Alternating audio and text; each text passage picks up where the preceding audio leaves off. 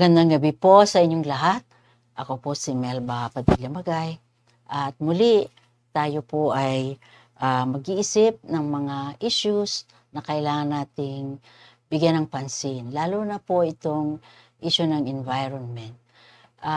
Ang mga faith-based na mga church, mga organizations at mga churches, mukhang wala po sa center ng ating attention itong environment. Yung pong mga secular na mga agencies, sila yung mahilig dito. At nagtataka rin po ako dito dahil ito ay central concern natin bilang mga Kristiyano. Ang una-una po na commandment sa atin ay pangalagaan ang kalikasan. Go forth, multiply, and rule over creation. So yun po ang ating buod ngayong gabi. Titingnan po natin yung nangyayari na climate change, climate justice, yung panahon po ngayon uli ng mga typhoon na matagal na po tayong nag-iisip ng disaster risk reduction. Pero mukhang walang reduction po. Palagi lang pong sa ating panahon ay sumisidhi ang mga disasters. So ngayon pong gabi ay kapanayan po natin si Dr. Emmanuel Luna, isang expert sa disaster risk reduction. Siya rin po ay matagal na profesor sa UP sa community development at ngayon siya po ay presidente, pangulo, no? ng Disaster Risk Philippine Academic Society for Climate and Disaster Resilience. Remind lang po namin kayo na mag-engage sa amin through your comments doon po sa chat, sa Facebook. I-follow rin po kami sa Spotify, sa pages ng Facebook at YouTube ng Isaac at Isip-Isaac. Ngayon po ay makikinig tayo sa mga kaisipan tungkol dito na ipapaliwanag ng ating guest na si Dr. Mel. Halimbawa, ano ang ginagawa ng isang environmental planner na kagaya niya? Ano po ang napapaloob na task and function dito? At ipapaliwanag din po niya yung mga konsepto na gaya ng climate justice, gaya ng disaster na mga risks, at paano ito marireduce. So, sa iyong professional na practice, ano yung mga mahahalaga na ginagawa ng isang environmental planner at disaster risk reduction specialist? Magandang gabi muna, Ate Melba. Sa mga nanonood ngayon, pinagagalak na mabalik sa UCB.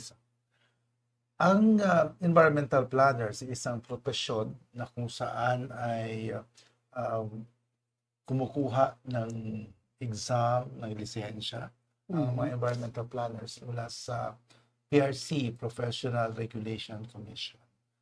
Ang trabaho namin ay pag-ensure na meron tayong magandang plano para sa ating bayan, munisipyo, probinsya, sa mga talagang pinaplano yung urban at saka regional na level. So kami ho ang trabaho namin ang gumawa ng mga comprehensive plans, mga sa isang syudad. Plans, ng city, munisipyo, probinsya. Okay.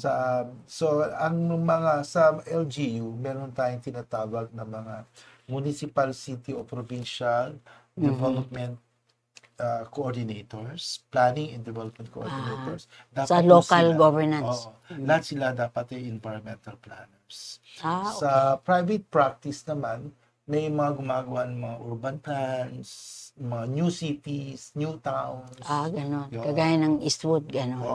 Kaya kami ay, halimbawa ko bilang social scientist, ako ay nagiging social scientist mga proyekto na may kinalaman sa pagpapaunlad ng city o ng munisipyo. Halimbawa, as social scientist, paano mo i-ensure na yung social goals ay makakamit sa isang bayan o isang city. Ako naman sa transport planning, halimbawa, akong pumapil na social scientist. Itong C5. Yung C5 mula sa UP Town hanggang Malabon. Ako ang tumayo pong social scientist dyan at ako yung nag-ensure na sa proseso ng pagpapagawa ng kalsada ng C5 ay hindi masyadong marami ang masisiraan ng project o yung social impact ay mami-minimize. So environmental impact assessment is kasama yung social. Kasama yun sa amin. Sa inyo. Pagka gumawa ko ng mga environmental impact assessment, kasama din yung kalikasan, yung natural resources, yung sa financial, sa lupa. Tapos yung mga social scientists, tulad ko, ay kami ang titingin naman sa yung mga acceptability ng project, pag-ensure na may participation yung mga tao. So sa mga consultations. Na hindi sila sasagasaan lang ng mga may boses infrastructure. Nila, pwede nilang sabihin kung ano alternatibo nila. Ganyan. Tapos, kami magtutukoy kung ano ang mga adverse impact sa lipunan ng mga project. So, habang ginagawa yung project, at saka pagkatapos, ano yung magiging social impact nito. So, ako bilang social, yun ang trabaho. Kasi ang environmental plan, multidimensional siya. Multidisciplinal. So, meron diyang may economist, may engineer, may architect, may biologist, sa environment. Depende sa ecosystem. Kung nasa kabundukan na, kaya alam mo ng forester. Kung ang project ay tungkol sa coast, sa baybayin o kaya sa ocean, kailangan dyan ng mga marine scientists. So, depende sa uri ng project, i-convene ang mga environmental planners na nanggaling sa iba't ibang disiplina at silang magtutulungan para sa ganon ay magkaroon ng holistic na at integrated na pagpaplano. Ano naman ang nagagawa niya? Halimbawa, kung siya ay multidisciplinary, no? Halimbawa yung nangyayari ngayon sa 5 dam dun sa Sierra Madre, no? At nagrereklamo yung mga taga-Pakil, halimbawa, na una-una silang tatamaan pag nagwala yung dam, ganon-ganon. Yan ba ay produkto rin ng consolidated, integrated na planning o na isasantabi kayo bilang mga social scientists, gano'n? Bali ang proponent ng project, kung sino man yung proponent ng project pwedeng LGU, pwedeng agency, government agency, sila ho ang magko-convene ng parang environmental planning team na binubuna mula sa iba't ibang disiplina. So, at yung mga bubuo doon, sila ho ang mag-determine ng technical feasibility o technical design, kasama financial, pati yung social. So, kasama yun sa pinag-uusapan. Bakit maraming mga proyekto, kagaya nangyayari dyan sa Kalisiwa Dam, o kaya dyan sa Pakil, no? Nasabi yung backbone ng buong buong Luzon, yung Sierra Madre, baka ma-erode at magkaroon ng disaster doon sa mga towns, no? Na nandoon sa Kwan. Yan ba ay meron kayong kapangyarihan na suriin at saka gumawa ng mga alternative na mga plano? Trabaho ko ng environmental planners ang suriin. At bago magsagawa ng ganyang klaseng project, kailangan mo niya ng environmental clearance impact assessment, gano'n. Yung environmental clearance certificate, yan ang ini-issue ng DNR na nagsasabi na ito ay may clearance siya, pwede siyang gawin. Now, para magawa yung ganong klase, para ma-issue ang ganong, mailabas ang ganong klaseng certificate, kailangan pinag-aralan. Kaya merong clearance. Pero bakit kagaya niyan, yung mga dams na yan, maraming mga pushback yung mga tao, yung mga communities. Yan ba ay niluto lang o walang, kasi dapat may mga professional na kagaya ninyo, no? Na pinag-aralan nito. Pero bakit mahigpit pa rin ang protesta ng mga tao? Kasi iba-iba ho ang tinatawag nating pagtingin na iba't ibang sektor. Okay? Sa bahagi ho halimbawa ng gobyerno o ng ahensya, ang tingin nila mahalaga yung proyekto. So, dapat ituloy yan. Okay? Sa paningin naman ho halimbawa ng komunidad, mahalaga nga yan, pero kami naman yung tatamaan. Oh. So, ang laging sinasabi nila, iniisip nyo yung makikinabang. Okay? Kayong mga nasa Maynila, na malalagyan ng tubig. Pero papaano naman kaming mga komunidad, na yung komunidad namin, mga ancestral land namin, ang ilulubog nyo sa tubig. So, ibig sabihin nun, pag may ginawang isang project, merong talagang komunidad na magsasuffer kapag in-implement yung project. So, that's why merong ganyang klaseng tunggalian. So, hindi ba ninyo yun pwedeng, bilang mga technical, mga social scientists, hindi ba kayo pwedeng sumanib doon sa mga tao na sabihin na hindi naman ito talaga environmentally compliant? Meron kayong ganong kapangyarihan? O hanggang technical na lang kayo? Pagka ang environmental planners ay kinuha ng isang ahensya, ang lumalabas yan parang kinatawan niya ng ahensya.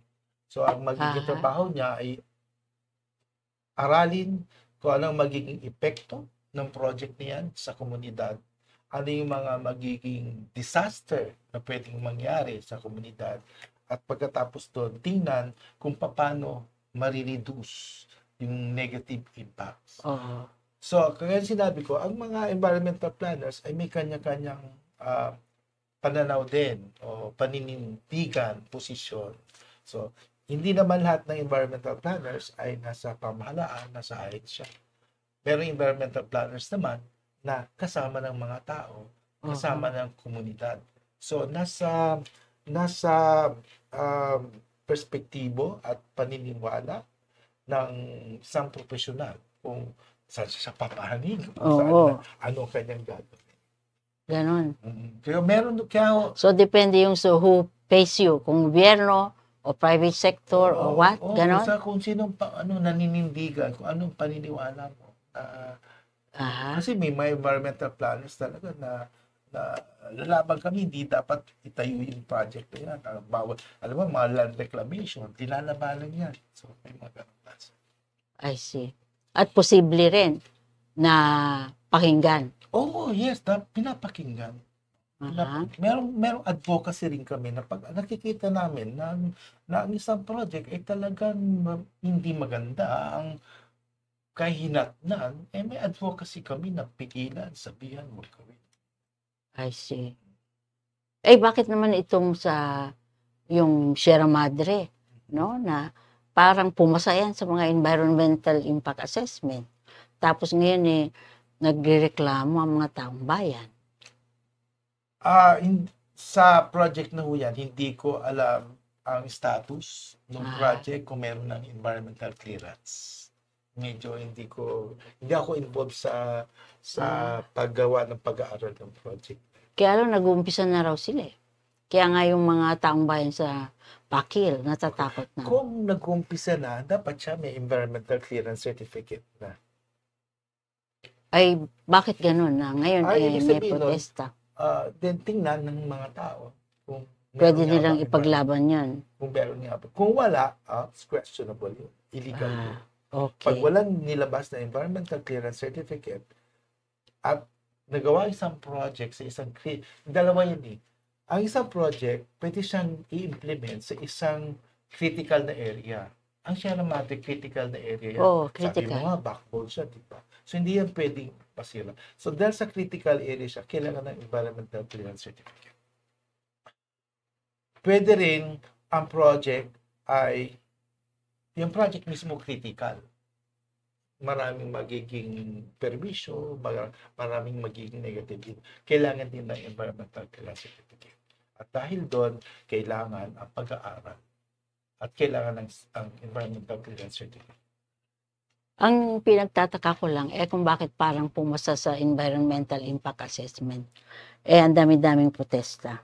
Anyway, at any rate,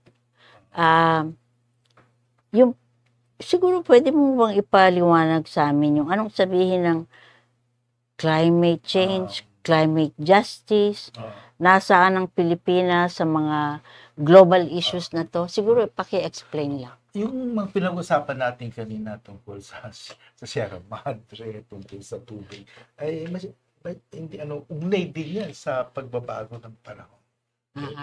Ugnay ang ating environment. Kaya pagdating halimbawa sa pagbabago ng panahon, alam naman siguro natin lahat kung bakit nagkakaroon ng ganyan. Yung nagkakaroon ng parang, baga ito yung mundo natin, nagkakaroon ng layer sa ating atmosphere, na yung layer na yun ay binubuo siya ng mga carbon at iba pang gases na galing sa tao. Sa atin. Oo, galing sa atin. Umakyat siya at naiipon siya ngayon sa taas, nagiging parang greenhouse effect na dahil sa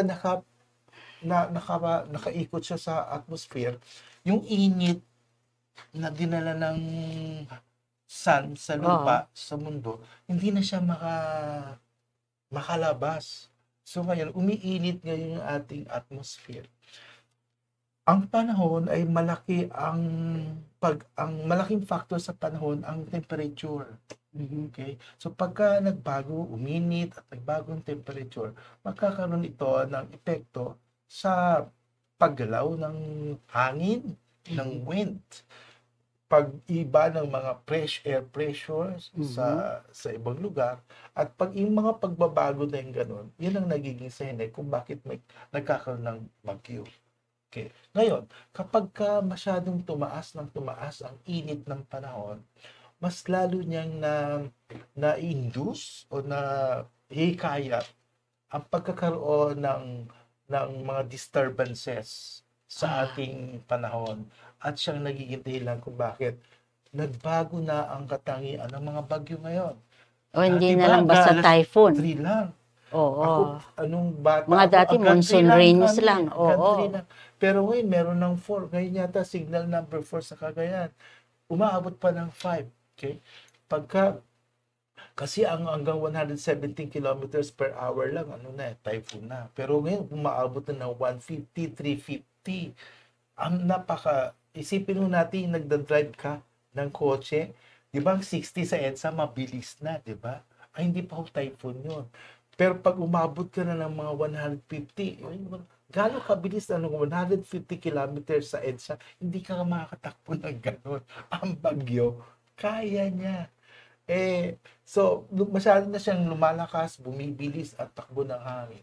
Epekto ho yan ng pagbabago ng panahon. So, dahil sa... Yun yung climate change na tinatawag. Oo. Actually, 3 ho ang manifestasyon o epekto ng pagbabago ng pag-init. Una, yung pagtunaw ng kayelohan sa northern, natutunaw Siberia, siya. ganyan. Natutunaw siya. May mga pag-aaral na talaga ngayon at pwede na kasing ma-monitor yan. May mga satellite photos na nakikita na malaking portion, yung dati mga bulubundukin ng mga ice ay glacier, ay natutunaw na. Okay. Saan na siya pupunta? Pupunta ho siya sa baba, sa sea. Kaya pangalawang indikasyon ng pagbabago ng panahon, yung pag-rise, pagtaas ng sea level. Kaya maraming mga islands ngayon, at maging sa Pilipinas, nalulubog sa Bulacan, sa bandang Hagonoy, sa Malabon, na laging may tubig na, di ba? Kahit na tag-init, tag-init ay may baha. Okay? Tapos dadagdagan pa yan ng gravity mula sa araw. We call that tidal, no? Tidal na pagtaas ng tubig. So, epekto yun ng pagbabago ng panahon. Bakit pati yung mga halimbawa ngayon, yung mga dito sa western side, no? Dati-dati yung mga Samar, Tacloban, yung mga nandoon sa eastern coast, no? Bakit pati yung mga Batangas ngayon, Yeah. mga ano, kasama na sila? Oh, dati ang Western Visayas, hindi yan binabagyo. Oo. Kaya nung dumating Yung Palawan din, dati-dati, yung hindi. Typhoon Frank, I think 2008 ata yun, kung hindi ako nagkakamali, nagulat ang mga taga Iloilo kasi for the first time, binaha sila ng ganun for the first time. Ngayon, normal na sa kanila. Daanan na sila ng bagyo. Ng bagyo. Yung Northern Mindanao, Cagayan de Oro, Iligan, hindi yan binabagyo. Hindi yan binabagyo. Kaya nung mga 2012 yata, yung Sendong, nagulat sila. Na ano sila, oo. Sabi na, first time naming maranasan ito. Okay. Maging yung Yolanda, first time natin nagkaroon ng signal number 5. At magkaroon, hindi naman first time yung tawag ng storm surge kasi nung mga 1900 meron na. Pero sa generation natin, first time natin naka-experience ng ganong storm surge na ganong kataas. Meron alam ng Hindi nga storm surge. naintindihan ng mga tao Oo, yung storm surge. Ang alam ng storm surge natin yung mga 2 metro kataas o 1 metro kataas na umahampas sa Manila Bay doon sa wall sa may Luneta. Yun ang alam natin storm surge. Pero yung nangyari sa Yolanda, umabot siya ng ilan, mga 18 feet. No? Sambong building. Tapos gumaganong balik-balikan pa siya. So, gawa yan ng yung isa sa epekto ng pagbabago ng panahon, yung pagbabago ng katangian ng mga typhoons. Mas mabilis, mas frequent, mas malakas. Kaya yung mga nararanasan natin ngayon ay hindi ba sabihin, first time namin naranasan ito. Kasi nga, yung pagbabago ng panahon, yan ang epekto. Dati wala na. So, paano nating ma-reduce yung disaster risk na yan?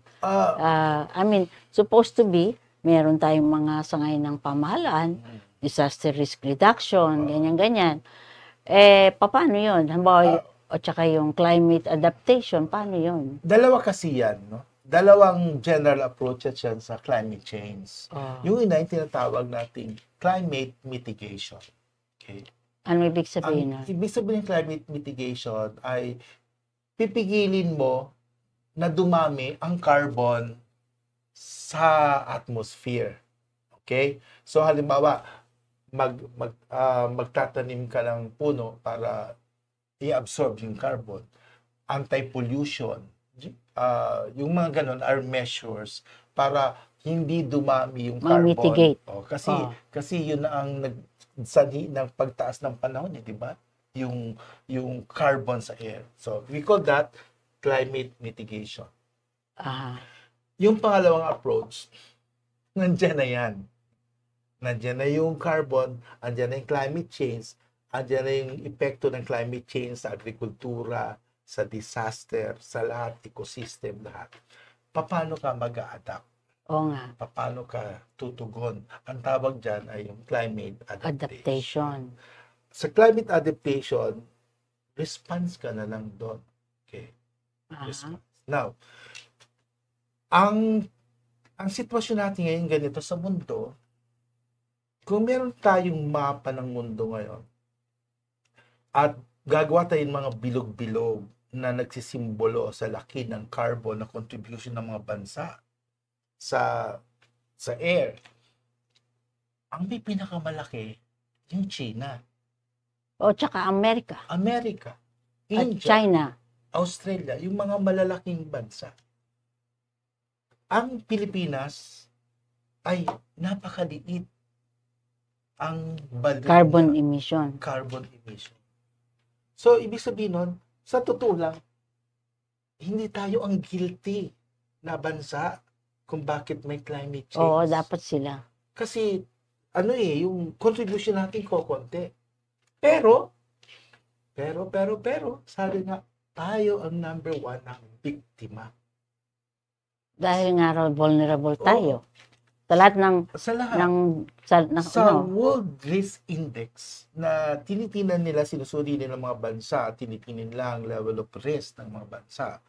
Ang Pilipinas ang number 1. Bakit mataas ang level of risk? Marami.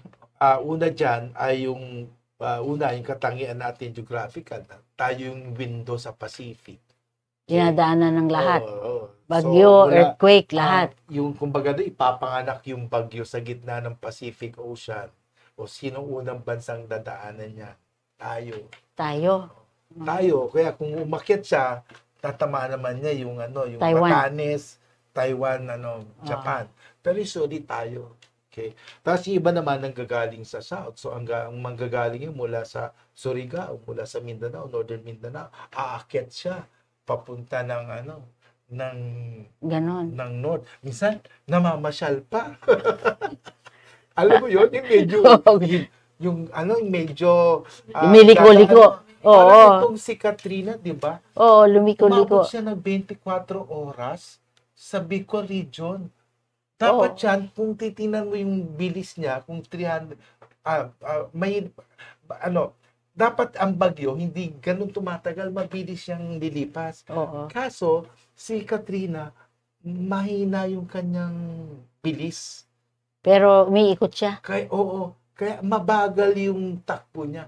Kaya ang nagtagal siya sa Bicol, mabagal, hindi masyadong malakas ang hangin, pero napakalakas ang ulan. Oo. So, pagka meron kang mabagal na bagyo at malakas ang ulan, babahain ka talaga. Kaya nagkagano ng Bicol. Isipin mo na yung gripo mo nakatodong bukas na 24 oras. Hindi lang planggana at batsa ang mapupuno dyan. Pati yung banyo mo, aapaw yun hanggang sa labas mo. Parang ganun nangyari yung nito. Ganun. Sa Bicol. Napakalakas yung volume ng rain. Tas mabagal. Hindi masyadong mabilis. Siguro kung mabilis siya, na-distribute yung tubig. Na-distribute sa bundok. Nag-stay, Nagustuhan ng Bicol. Pero, yung tanong mo, Ate Melba, bakit tayo, malakas ang risk? Una nga, kasi nga yung physical na katang. Pero isa bang konsiderasyon doon, ay yung tinatawag natin na yung vulnerabilidad natin. Kasama yan sa factor na tinitingnan sa pagdetermine ng risk. Ibig sabihin nun, dahil sa location, dahil sa dahil pa? sa katangian natin, yung ating mga kalagayan, maraming communities ang vulnerable, naka-expose sa hazard. Maraming mga tao mahihirap ang kanilang kapasidad dahil hindi sapat. Pwedeng preventable yun, di ba? Dahil hindi na yung natural Yes, that's true. Kaya po kami there's a group of disaster scientists. We have now disaster science, okay? Yung ibang grupo sa amin at kasama ako doon, hindi ko kami naniniwala na may natural disasters. Man-made, sabi mo nga. Ang tawag na ho namin dyan ay, yung mga disaster gawa ng bagyo, earthquake, volcanic eruption, natural na phenomenon yan. Pero, ang disaster, yun yung losses. Kaya ang tawag namin yan, disasters due to natural hazards. Okay. Yung mga volcanic eruption, yun ang natural. Yan ang natural na phenomenon at naglalabas siya ng mga natural na hazards. Pero pag naging disaster na siya, may papel na ang katauhan dyan. May papel ng tao dyan. Kagaya sa Marikina. Naglagay na sila ng mga, doon sa mga bulubundukin, naglagay ng mga developing, ng mga, Itong binahadya sa Marikina na parang di lang ganon. Ano bang subdivision yan? Sa may, Provident. Provident, oo. Yung ilog na ganyan, parang ilog pa ganyan ganyan. Tapos, hindi mo masasabihan yung tubig, uy, dito ka dumaan, ito yung ilog, diyan ka dumaan. Hindi pwede. Hindi pwede. Pagka marami na yung tubig, talagang ahagipin yan yung buong settlements na Ang problema, ginawang subdivision. Binigyan ng permiso. Naalala ko yung sabi ni Gina Lopez before. Sabi niya, itong ating Marikina watershed, kung pinangalagaan lang, yun ang first line defense against sa baha dyan sa Pasig, sa San Mateo, sa Marikina, sa ganyan, Pero, kinalbo at nalagyan ng mga kwari-kwaring mga ganyan.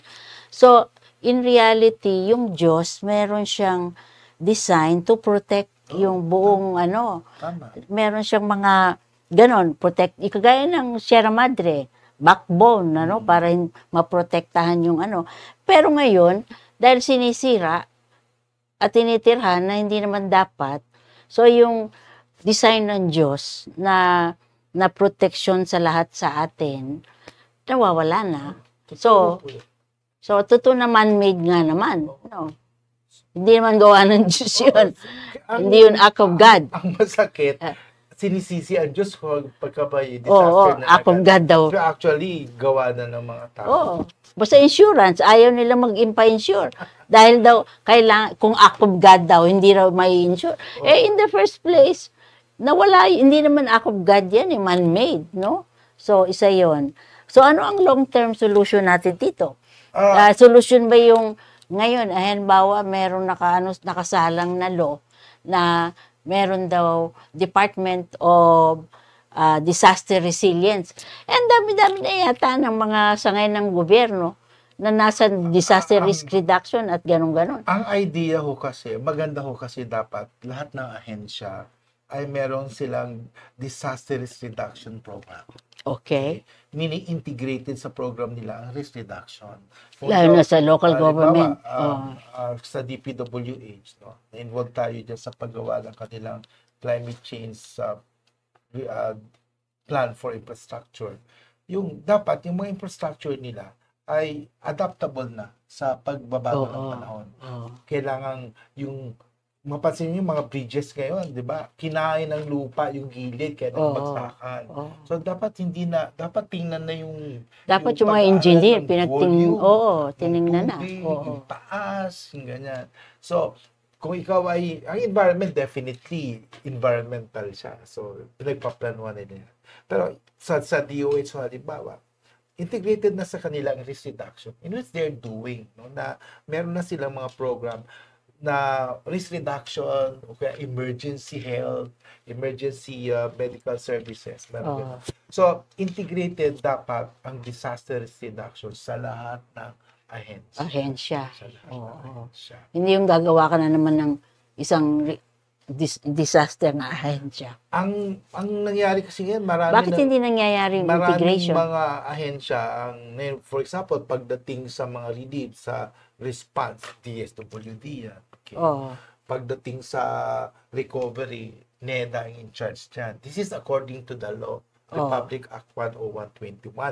Pagdating sa pagsasanay, preparedness, DILG yan. Pagdating sa prevention mitigation, DOST yan. So maraming mga ahensya, may kanya-kanyang toka.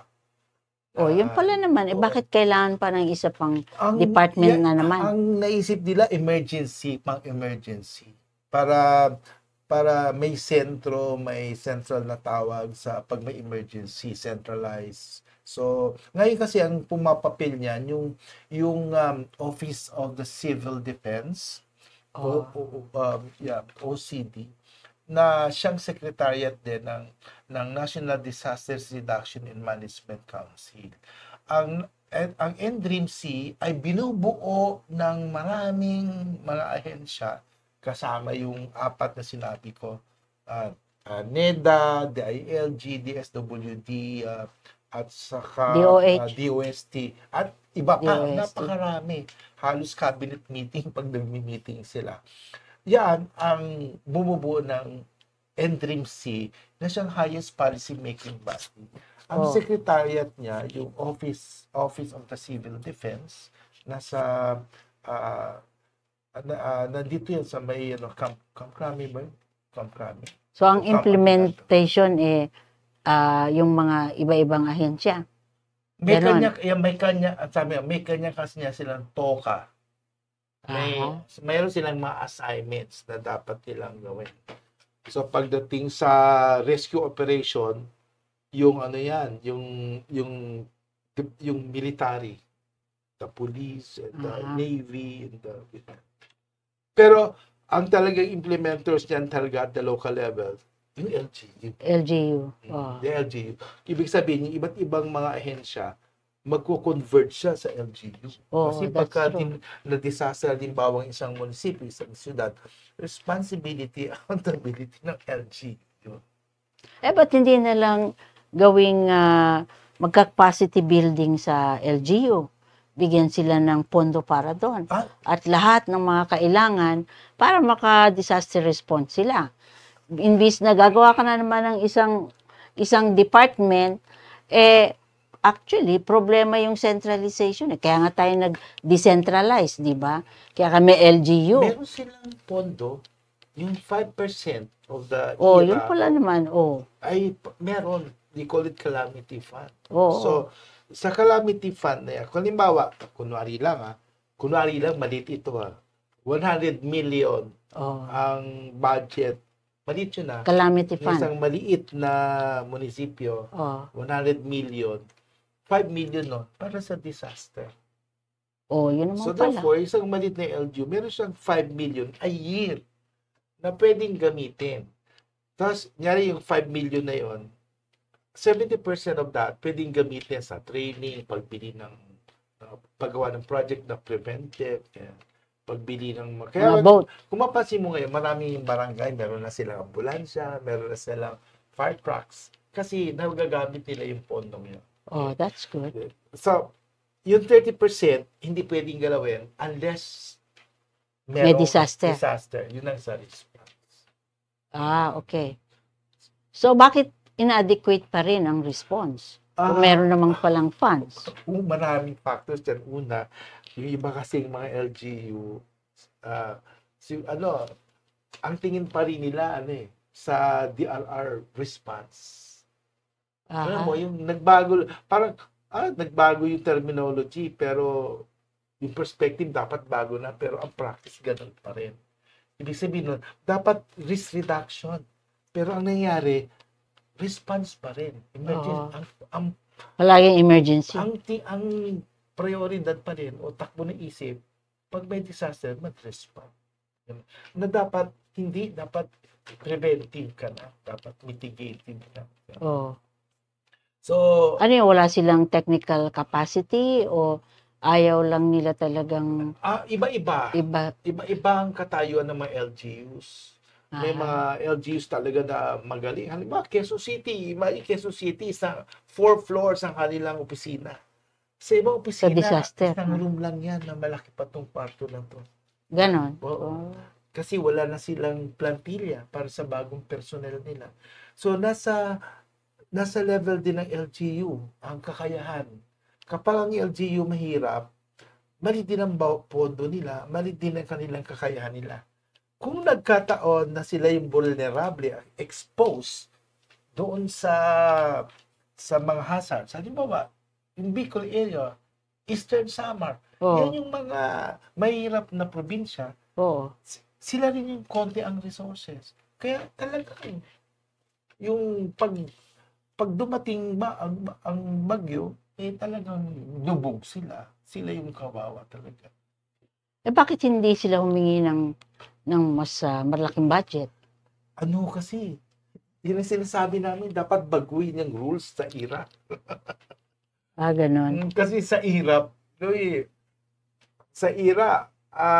sa IRA kasi nakaano yan yung nakasandayan sa population ng doon sa laki ng area, tapos merong formula at saka yung local population income. Okay. Kung malit kang population mo, malit yung area mo, malit ang IRA mo. Yung malilit na bansa natin, malilit na munisipyo natin sa mga mahirap na lugar, malit din ang IRA nila, mga 4-5 municipality, malit din ang kanilang calamity fund. Kaya sinasabi namin nung pa, yung isang barangay dito sa Makati, ang kanilang IRA, isang barangay, pwedeng IRA nila kasing laki ng IRA ng isang munisipyo sa Mindanao. Dahil mayaman sila. Mayaman yung mga munisipyo dito sa Quezon City, sa Makati. Kaya sabi ko nung lagi kong sinasabi, kung sino yung mga mayaman na lugar, na munisipyo, na probinsya, sila yung maraming sila mas pera. malaking pera. Minsan, problema nila kung saan gagamitin yung pera. Oh. Tuloy nakukura pa. Yun, ganun ba? Oh. So, samantalang yung mga maliliit na kailangan nila ng mas maraming pera, sila yung nawawala. Kaya may tinatawag nating mga injustice, yung Oo. justisya. Una-una, sa climate change pa lang, meron na talagang climate injustice. Oh, Sinasabi yung mga ko kanina malalaking bansa. na tayo ay walang masyadong kontribusyon sa climate change, pero tayo yung biktima. Oo. Okay. Hindi lang yan. Yung isang dissertation advice ko, ang ginawa niyang dissertation tungkol sa disaster capitalism. Ah, Oh, ano ibig sabihin? Ibig sabihin nun, pagka may disaster, masyadong capitalistic oriented ang response, ang pagkilos. Ah, Kaya sabi, asan yung service orientedness? Okay? ah, So, yung mga private company, maging sa paggagawa ng mga evacuation center, paggagawa ng mga rehabilitation, recovery, masyadong capitalist oriented na alam mo yung kailangan mo ng pera, yung maximize construction, ng pera, ano? construction, paano sabi paano ba pagkakakitaan ng disaster? Lumalabas Oo, ganun. Nakita namin yung sa Tacloban eh. Oo, di ba? Malaking pera yung Hindi lang yung mga puninarya. Oh. Masaya. Pati nga mga pastor eh, Oo. gumawa ng mga hardware dahil para nandun ang pera daw sa construction. Pero anyway, sa paparating na eleksyon, paano may isasama sa agenda nila yung climate justice? Yung sinasabi namin noon pa sa mga komunidad, maging nung panahon nung kailan ba nagka-election? 2022, di ba? Medyo ang kampanya noon, hindi pa masyadong community level. Although meron ng mga face-to-face na. Pero sinasabi namin, dapat ang mga komunidad ay gumagawa sila ng parang mga electoral agenda na papipirmahin yung mga politician na kayo ba ay sumasang-ayon sa ganito. At kapag kalumabas yung politiko, naging opisyal, dapat singilin. Oh. Kasi pirmado sila. So, yun ang lumalabas ito. Kasi parang dito sa atin, parang kailangan mo laging igiit. Oo nga. Parang bata na kailangan, nay, sige na, nay. Parang kailangan kang mag-ganon. Diba? Oh. Diba dapat yung nanay, alam niya kung anong pangailangan Dapat ng bata. gawin. Oh. Yung alaga ka, punasan ka, paliguan ka, etc. Sa atin hindi. Nay, paliguan mo na ako. Nay, bilhan mo ko ng bago sa... Nay, kailangan ko ng ganito. Hindi nangyayari ganun. Bakit? Kasi yung nanay, yung pinaka-leaders ng LGU, hindi mapagkalinga sa constituents niya. So, dapat magkaroon ng bagong perspective ang ating mga political leaders.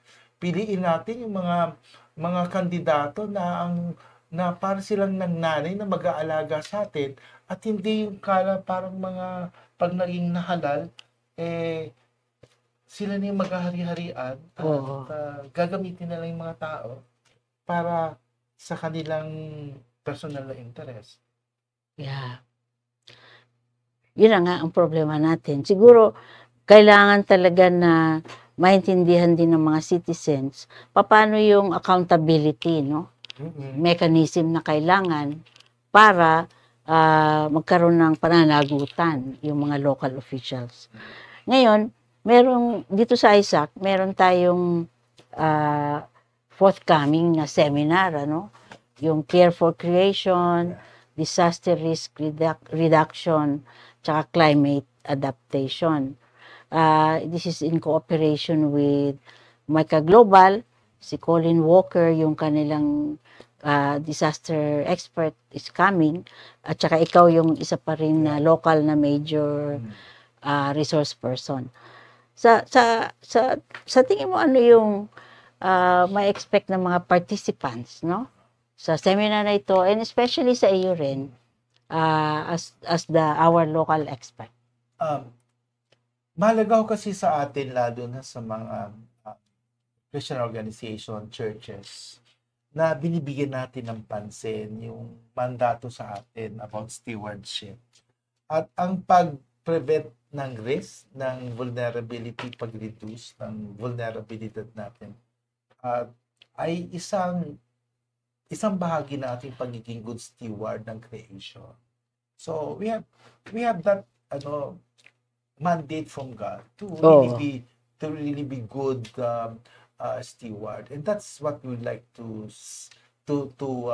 propagate, no, na bukod doon sa perspective na yon ay sa papaanong paraan ang iglesia, ang mga Christian organizations at iba pang organization, paano sila mamomobilisa para sa ganoon ay maging good steward tayo ng environment, ma-reduce natin ang mga risk at hindi yung respond lang tayo ng respond. Okay? Nasanay tayo sa respond. Gagaling na nga natin magbalot, mag-distribute. Pero magaling na tayo nun. Kailangan natin ngayon risk reduction. Dapat ang bawat isa, pamilya, organization, community, ay alam ang mga risk nila.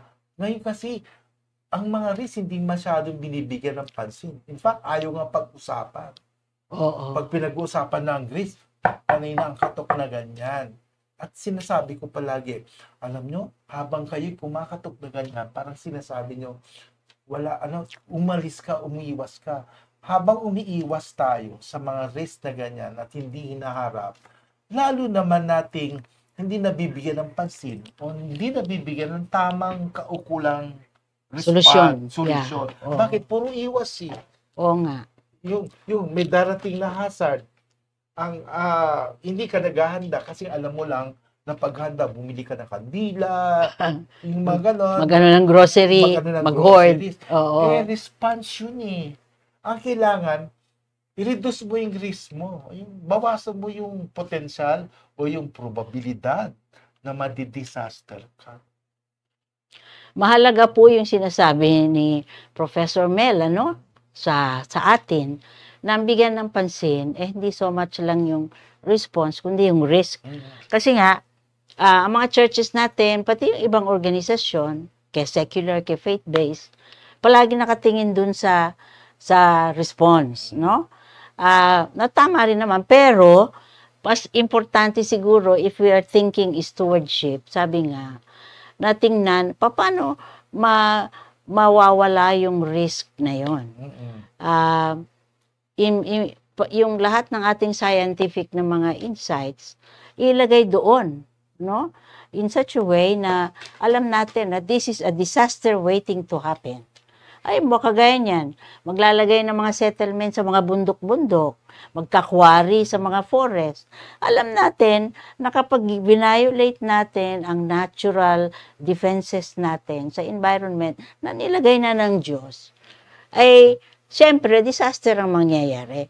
So, mahalaga yung sinasabi ni Professor Mel dito, na kahit ang church should look carefully papaano natin ma-reduce yung risk. Hindi yung we are always waiting for disaster to happen. At saka tayo magkakarampot na gumawa ng mga emergency na response. Marami tayong mga churches na binabaha. Oo. O kaya nasusunog. Oo. O kaya nasa ibabaw ka na pala ng fault line, hindi mo alam. Ang church mo nandun na. So pag nag-earthquake ka, giba. So dapat yung mismo mga simbahan, I'm not addressing churches, na dapat pakialaman natin yung mga bagay-bagay na ganito. Kasi marami tayong mga kasapi, mga members na nagiging biktima ng disasters. So dapat bahagi sa pagtutulong sa kanila spiritually and even materially ay yung maligtas sila sa ganitong klaseng mga sakuna, ganitong kalamidad. And the church has a big role to play. Kaya yung sabi mo kanina, may seminar tayo, di ba? So iniimbita po namin kayo dahil marami pong gustong ibahagi pa rin si Professor Mel. Ano yung ibig sabihin ng magkaroon ng reduction sa risk? Ano ibig sabihin anong impact nito, implikasyon nito sa ating mga churches at sa ating lifestyle, bilang mga Kristiyano. So, iniimbita po namin kayo doon sa training na gagawin sa November 19 to 21. Kasama po natin yung si Colin Walker na galing sa Micah. And I think it's good to hear si Professor Mel a little more, no? Lalo na itong ano yung reduction ng risk na kailangan. And ang tingin ko dito, dapat ang churches should be the first to do this, no? Walang madadapuan ang mandaragit, walang mapupugaran ang ibong pipit, walang maiaalay na dahon sanga, ang gubat na namamatay na. Walang masisilungan ng hito't dalan, walang matataguan ang hipon at kasang. Sila'y lilipulin sa madalit malaon, walang patatawarin sa sabog at laso.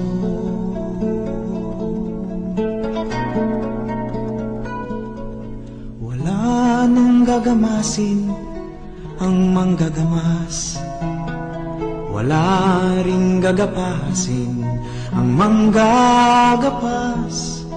Ang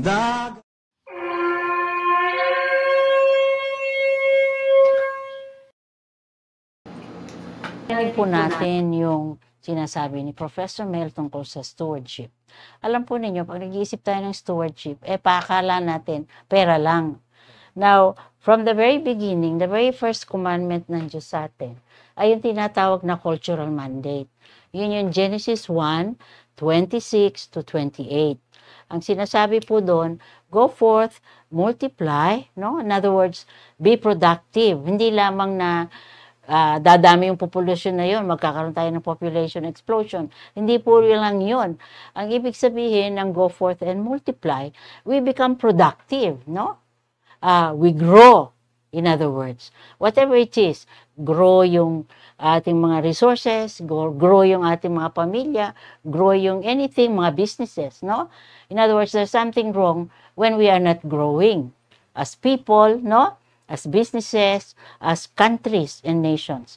So, yun po ay mandate, no? Ngayon, at the same time, sabi, you should govern, hindi lang sa grow, no? And multiply, kundi govern, rule over creation. Ito po yung sinasabi ni Professor Mel kanina tungkol sa stewardship.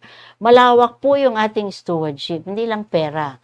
Tayo po ay kailangan mga laga sa kalikasan. Unang-una, yung mga Christians. Malaking puzzle sa akin kung bakit yung mga Christians, lalo yung mga evangelical, ay hindi masyadong may passion, no? Para magkaroon ng preservation, magkaroon ng conservation, at pangalagaan ang kalikasan. Mga secular na mga agencies ang mahilig sa environment. Pero yung mga churches, hindi ko naririnig doon. Bakit? Siguro dahil ang tingin natin, anyway, magugunaw naman ng mundo, sabi ni St. Peter, no? Pero hindi po yung totoo. Ang magugunaw lang is yung system, organized system, that is hostile to God. Lahat po ng mga gawain na kasama doon at kaalyado doon, yun po ang madidissolve. Hindi po yung creation that is being remade by God. Alam po ninyo, ang gusto ang agenda ng Diyos ay hindi lang na magkaroon tayo ng ticket to heaven. Hindi ganoon eh. Ang agenda ng Diyos is no less than the remaking, no? A new heaven and a new earth. Yun po ang agenda ng Diyos. At inaasahan po niya na tayong mga anak ng Diyos ay magpa-participate. Kaya po sinasabi halimbawa doon sa Romans 8, ano? Yun daw creation is groaning and it is longing for the revealing of the sons of God. Ang ibig pong sabihin nito, yung creation daw hinihintay tayo na ma-redeem din sila. Dahil tayo ay redeem, so we redeem also the entire creation because ang Diyos daw, ang the Lord Jesus also paid for not just the sins of the people, but also for this groaning creation, no, para we wrest control over the evil one dito sa creation na to, because it's a good creation as God has made us. Ang problema naman, hindi natin tinitingnan to, kala natin magugunaw lang yan. Hindi po.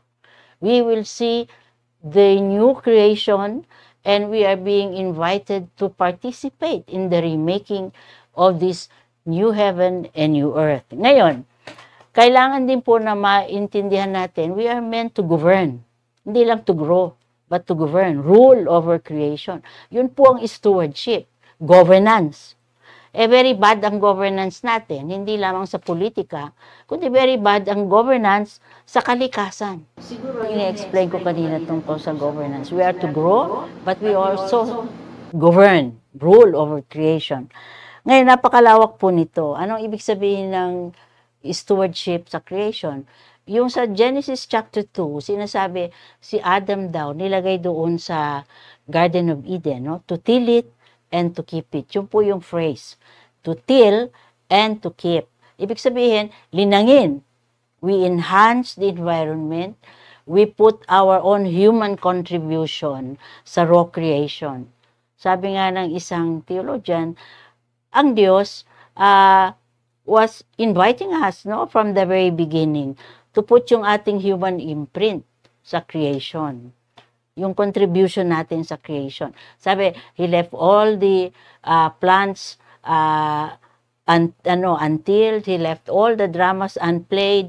He left all the scientific discoveries to be done by human beings, no? All the artistry, everything, sciences, arts, ganyan. Yun ay binigay para sa atin. Yun ang ibig sabihin ng tilling it. We enhance whatever He has given to us sa environment. Pero yung isa rin is to keep it. You till and to keep, no? Lilinangin mo yan, you put your imprint, pero at the same time, you have to keep it.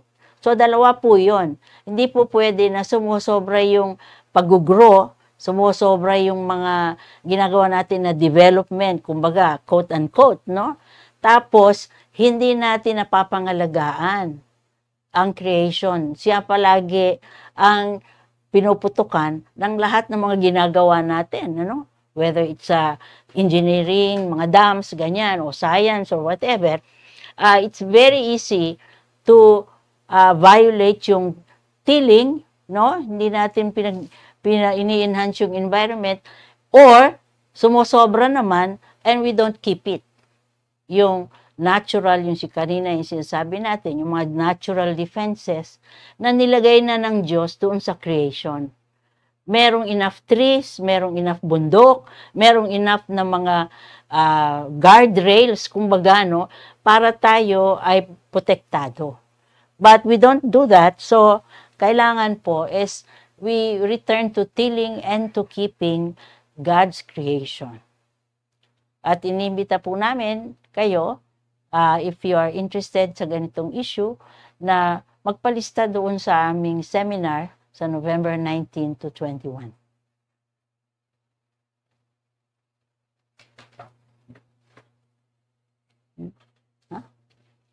At ngayon po naman, kami po ay nagpapasalamat kay Professor Mel Luna.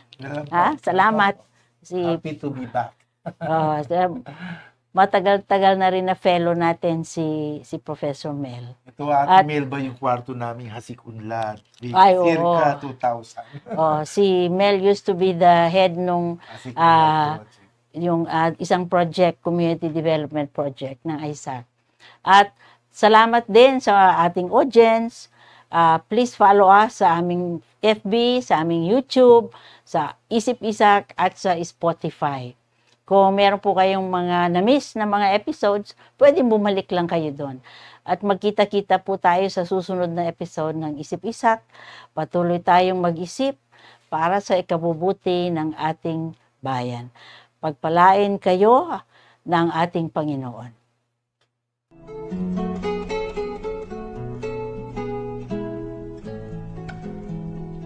Walang madadapuan ang mandaragit, walang mapupugaran ang ibong pipit, Walang maiaalay na dahon sanga, ang gubat na namamatay na.